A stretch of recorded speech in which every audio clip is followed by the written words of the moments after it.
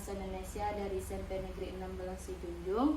Ini mewawancara Ibu terkait tugas modul 3.1 tentang pengambilan keputusan, dilema etika dan bujukan moral. Apakah Ibu bersedia, Bu? Bersedia, Bu Lucy. Baik Ibu, di sini dalam wawancara ini nantinya ada 8 pertanyaan ya Ibu. Apakah saya boleh mulai dari pertanyaan pertama, Ibu? Silakan, Bu Lucy. Baik Ibu, pertanyaan pertamanya, selama ini bagaimana Ibu dapat mengidentifikasi kasus-kasus yang merupakan dilema etika atau bujukan moral, Ibu? Begini ya, Bu Lucy.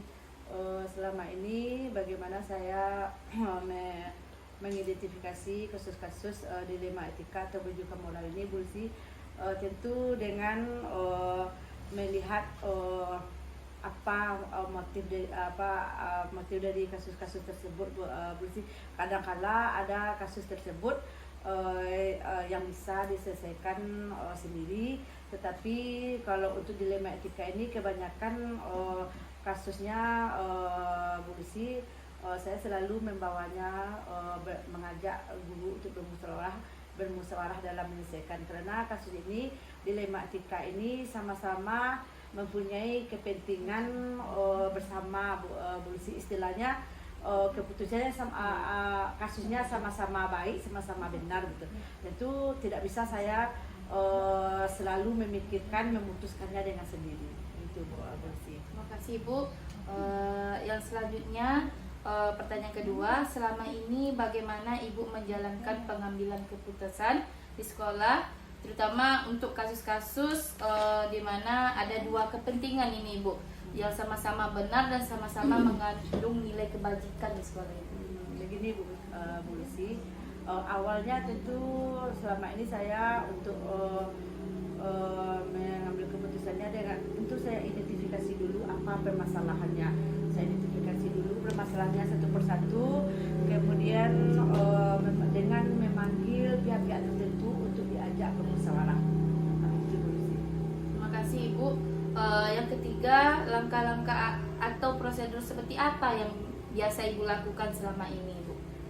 Yang pertama, dalam prosedurnya yang saya lakukan, Bu Lucy, tentu kita mengkaji dulu nilai-nilai kebajikan yang dianut dari permasalahan tersebut yang akan kita ambil.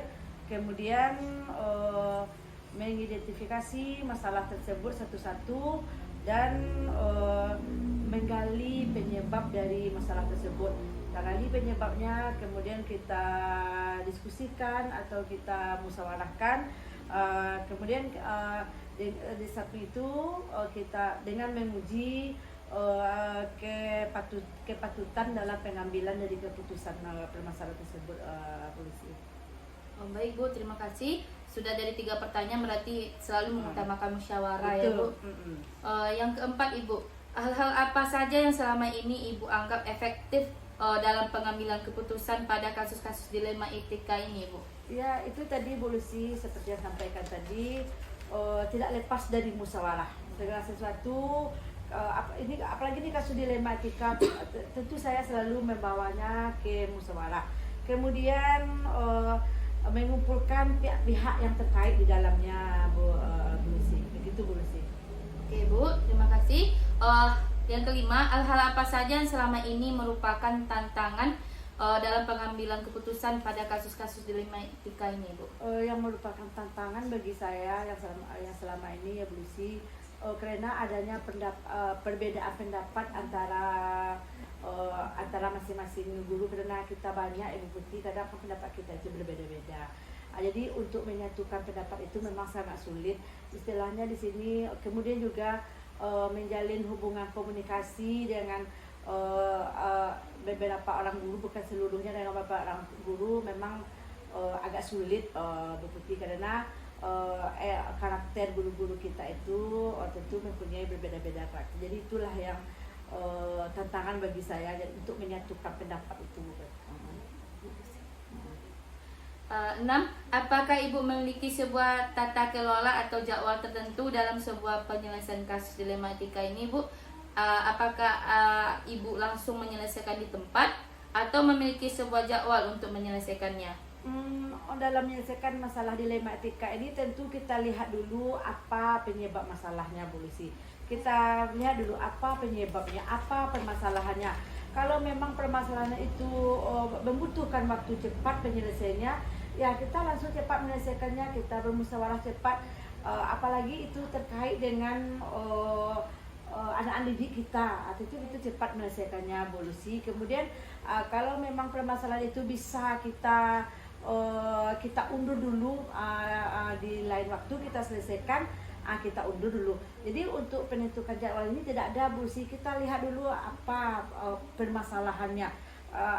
Apalagi ini tergantung pembelajaran dan terhadap anak didik. Jadi istilahnya tidak ada waktu ya, hari ini kita menyelesaikan itu, atau 2 minggu sekali kita menyelesaikan itu, tidak ada. Tergantung apa permasalahannya, Bu Lucy. Ibu, yang ketujuh Ibu, adakah seseorang atau faktor-faktor apa yang selama ini mempermudah atau membantu Ibu dalam pengambilan keputusan dalam kasus dilematika ini? Begini ya, Bu Lucy, faktor-faktor yang mempermudah saya dalam mengambil keputusan ini tak lain adalah tentu selalu dengan adanya musyawarah. Dengan adanya musyawarah itu salah satu faktor yang mendukung tuh, Bu Lucy. Karena dilematika ini kalau bagi saya tidak bisa terpecahkan dengan sendiri, karena permasalahannya itu sama-sama benar keduanya, sama-sama baik keduanya, Bu Lucy. Kemudian dengan adanya kekompakan antara kepala sekolah dengan guru, kemudian dengan komite, itu faktor juga termasuk salah satu faktor yang mendukung dalam mengambil keputusannya, Bu Lucy. Kemudian ya pokoknya dengan kekompakan dengan stakeholder sekolah, nah gitu. Yang kedelapan lagi ya Bu, dari semua hal yang telah disampaikan, pembelajaran apa saja yang dapat Ibu petik dan dari pengalaman Ibu dalam mengambil keputusan dilematika ini, Bu, selama ini? Hal yang selama ini saya lakukan, pengalaman yang dapat saya peroleh dari dalam mengambil keputusan ini, Bu Lucy. Yang pertama, dengan adanya musyawarah tadi. Musyawarah itu betul-betul kalau satu masalah kita bawa ke forum, itu membuat rasanya bagaimana ya, Bu Lucy, terbuka rasanya pemikiran kita untuk melaksanakan diskusi.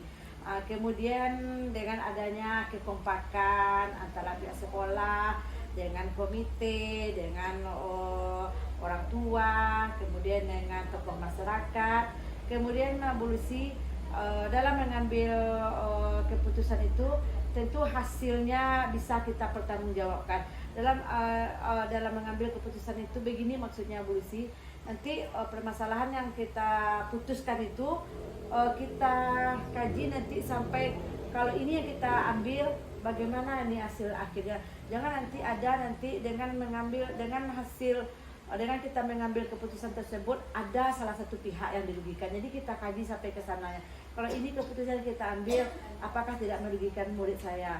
Kalau ini yang keputusan yang saya ambil, apakah tidak merugikan guru atau tidak merugikan orang tua? Jadi kita kaji sampai ke sananya. Istilahnya hasil keputusan yang kita ambil itu bisa kita pertanggungjawabkan. Begitu Bu Lucy yang saya lakukan selama ini. Terima kasih Ibu, sampai ke penghujung pertanyaan terakhir tadi ya Ibu. Terima kasih banyak atas sudah bersedia menjadi narasumber untuk wawancara saya ini ya Ibu. Banyak pengalaman yang kita berbagi pendapat di sini, bagaimana Ibu menyelesaikan dilematika. Tentunya yang paling utama adalah mengutamakan musyawarah ya Ibu, dan melibatkan kekompakan dan melibatkan tim. Melibatkan semua stakeholder yang ada di sekolah, sivitas akademik yang ada di sekolah ya Bu. Terima kasih banyak Ibu atas pengalamannya yang telah dibagikan kepada saya. Semoga Ibu sehat selalu dan selalu lancar dalam tugasnya sebagai kepala sekolah di SD 26 Limokoto ya Bu. Dan saya ucapkan terima kasih. Assalamualaikum warahmatullahi wabarakatuh Bu. Waalaikumsalam warahmatullahi wabarakatuh. Saya juga semoga Bu Lucy nanti lancar dan sukses hendaknya ke depan menjadi guru penggerak yang bergerak, menggerak dan tergerakkan. Ya, terima kasih Bu. Assalamualaikum warahmatullahi wabarakatuh. Assalamualaikum warahmatullahi wabarakatuh. Berapa menit? 10 menit.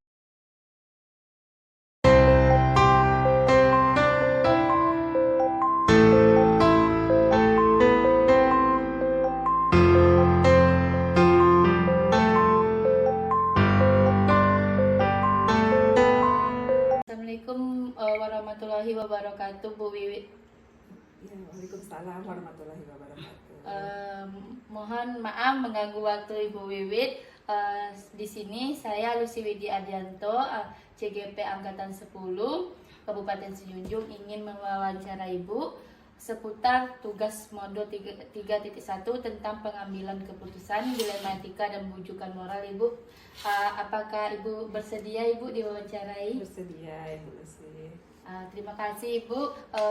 Untuk Ibu sedang sehat hari ini, Bu? Alhamdulillah. Sehat ya, Bu. Baik, Ibu, di sini dalam sesi wawancara ini ada 8 pertanyaan ya, Ibu. Boleh kita langsung saja ke pertanyaan pertama, Ibu? Silahkan. Yaitu yang pertanyaan pertama, selama ini bagaimana Ibu dapat mengidentifikasi kasus-kasus yang merupakan dilema etika atau bujukan moral di sekolah Ibu? Baik Ibu Lucy, memang sekolah kita ini tentu tidak akan lepas dari dilema etika ya. Karena di sekolah ini banyak unsur yang terjadi, diantaranya yang mengandung kepentingan yang sama gitu.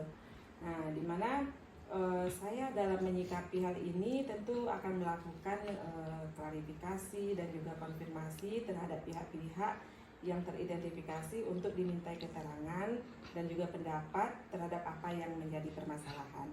Kemudian lagi dengan asumsi bahwa permasalahan pasti akan bisa diselesaikan hanya dengan komunikasi dan juga berkoordinasi.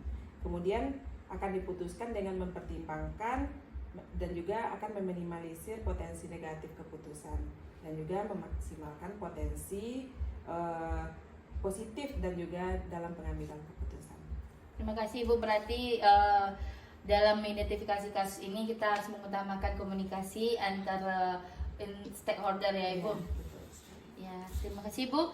Untuk pertanyaan kedua, selama ini bagaimana Ibu menjalankan pengambilan keputusan di sekolah, terutama untuk kasus-kasus yang ada dua kepentingan, Ibu, sama-sama benar dan sama-sama mengandung nilai kebajikan, Ibu? Benar, dalam pengambilan keputusan yang memiliki nilai sama-sama benar ini memang sangat tidak mudah ya, Ibu. Pengambilan keputusan ini biasanya akan saya lakukan dengan melakukan pendekatan-pendekatan dengan cara berkomunikasi dan juga berkoordinasi. Karena bagaimanapun sebagai seorang pemimpin itu kita hanya sebagai yang menentukan dan mengambil keputusan. Akan tetapi referensi dan juga indikator apa saja yang menjadi pertimbangan-pertimbangan kita tentu akan kita lihat secara langsung kepada stakeholder kita. Nah, jadi hubungan komunikasi ini yang paling penting sekali gitu. Terima kasih, Ibu. Berarti adanya komunikasi kembali ya, Ibu. Yang ketiga, langkah-langkah atau prosedur seperti apa yang bisa Ibu lakukan selama ini? Ada beberapa prosedur yang dapat dilakukan. Yang jelas itu yang tidak boleh lupa kita lakukan adalah dengan berkoordinasi dan juga menjalin komunikasi dengan unsur-unsur yang terkait tersebut. Kemudian kita akan meminta pandangan-pandangan dari unsur yang ada yang nantinya akan menjadi dasar dan juga pertimbangan kita dalam mengambil keputusan. Ya, Ibu, terima kasih. Yang keempat, hal-hal apa saja yang selama ini Ibu anggap efektif dalam pengambilan keputusan pada kasus dilematika yang ada di sekolah Ibu? Yang paling efektif itu dalam pengambilan keputusan yaitu yang jelas kita harus senantiasa menjalin dan menjaga keberpihakan melalui kebersamaan dan juga komunikasi dengan unsur pimpinan terutama yang dapat memperkaya referensi kita dalam memutuskan kasus dilema etika ini. Berarti mencari referensi penyelesaian masalah ya, Ibu. Yang kelima lagi, Ibu, hal apa saja yang selama ini merupakan tantangan dalam pengambilan keputusan pada kasus dilematika ini, Ibu? Tantangan yang kita hadapi tentu ada ya, yaitu yang jelas itu dalam menyesuaikan diri terhadap keputusan yang sudah kita ambil tadi. Yang di sana tidak mungkin bisa memuaskan kedua belah pihak. Akan tetapi paling tidak kita bisa meminimalisir kekecewaan karena proses pengambilan keputusan yang kita buat ini sudah dilakukan dengan melibatkan unsur-unsur yang relevan yang ada di sekolah kita. Terima kasih Ibu. Pertanyaan ke-6 lagi Ibu, apakah Ibu memiliki sebuah tata kelola atau jadwal tertentu dalam sebuah penyelesaian kasus dilema etika ini Ibu? Apakah langsung menyelesaikan di tempat atau memiliki sebuah jadwal gitu Ibu? Untuk jadwal tidak ada Ibu, karena kasus ini atau permasalahan ini datangnya sewaktu-waktu. Jadi kita tidak ada membutuhkan waktu yang khusus untuk memecah masalah. Namun di saat permasalahan datang, kita tidak akan memakan waktu lama dan harus segera menyelesaikannya. Terima kasih Ibu. Yang ketujuh Ibu, adakah seseorang atau faktor-faktor apa yang selama ini mempermudah atau membantu Ibu dalam penyelesaian keputusan kasus dilematika ini Ibu? Secara khusus seseorang atau faktor-faktornya itu tidak ada, tetapi yang jelas dalam pengambilan keputusan ini pelibatan unsur-unsur internal sekolah itu sering dilakukan untuk memperkaya referensi dan juga informasi. Baik Ibu, pertanyaan terakhir ya Ibu, dari semua hal yang telah Ibu sampaikan tadi, pembelajaran apa yang dapat Ibu petik untuk atau pengalaman Ibu untuk penyelesaian dilema etika ini Ibu? Yang jelas dalam penyelesaian dilema etika ini, kita sebagai seorang pemimpin atau kepala sekolah itu harus benar-benar memahami konteks dari permasalahannya. Jadi arah permasalahannya kemana itu harus benar-benar kita pahami. Kemudian yang kedua, jangan lupa koordinasi dan juga komunikasi itu sangat penting, karena adanya selain dari menjaga keharmonisan dalam lingkungan sekolah kita, juga akan lebih memperbanyak referensi yang Ya, terima kasih Ibu. Berarti dapat disimpulkan bahwa dari 8 pertanyaan ini, dari jawaban Ibu, dalam untuk pengambilan keputusan dilema etika ini mengutamakan komunikasi antar pihak dan meminimal yang negatif dan meningkatkan yang positifnya. Jangan memihak salah satu pihak. Terima kasih Ibu atas jawaban dari 8 pertanyaannya. Terima kasih, semoga Ibu sehat selalu. Alhamdulillah sudah di penghujung. Assalamualaikum warahmatullahi wabarakatuh. Waalaikumsalam warahmatullahi wabarakatuh. Terima kasih Ibu. Sama-sama.